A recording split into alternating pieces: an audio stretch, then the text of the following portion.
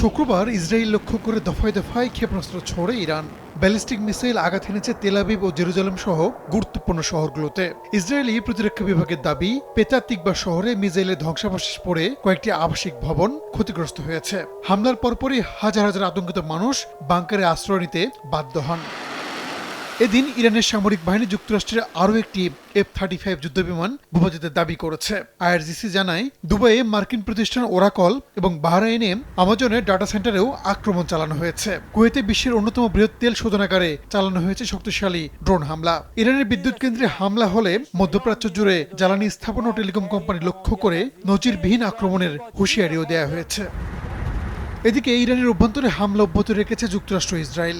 আলবরজ প্রদেশের কারাস শহরের নির্মাণাধীন B1 ব্রিজে চালানো ড্রোন হামলায় নিহত সংখ্যা বেড়েছে, আহত হয়েছেন অনেকে।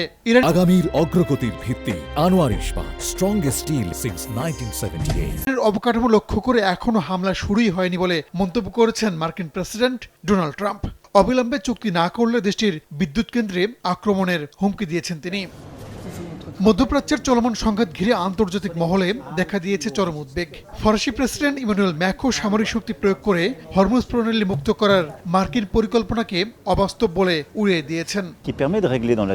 এমন কিছু পক্ষ রয়েছে যারা সামরিক অভিযানের মাধ্যমে শক্তি প্রয়োগ করে হরমুজ প্রণালী মুক্ত করার পক্ষে, যা মাঝে মধ্যে যুক্তরাষ্ট্রের পক্ষ থেকেও ব্যক্ত করা হয়েছে। তবে এটি কখনোই আমাদের পছন্দনীয় বিকল্প ছিল না এবং আমরা একে অবাস্তব বলে মনে করি।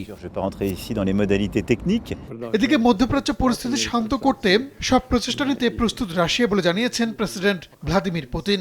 মিশরের পররাষ্ট্রমন্ত্রীর সঙ্গে বৈঠকে একথা জানান তিনি। রাহানুল রানা, সময় সংবাদ।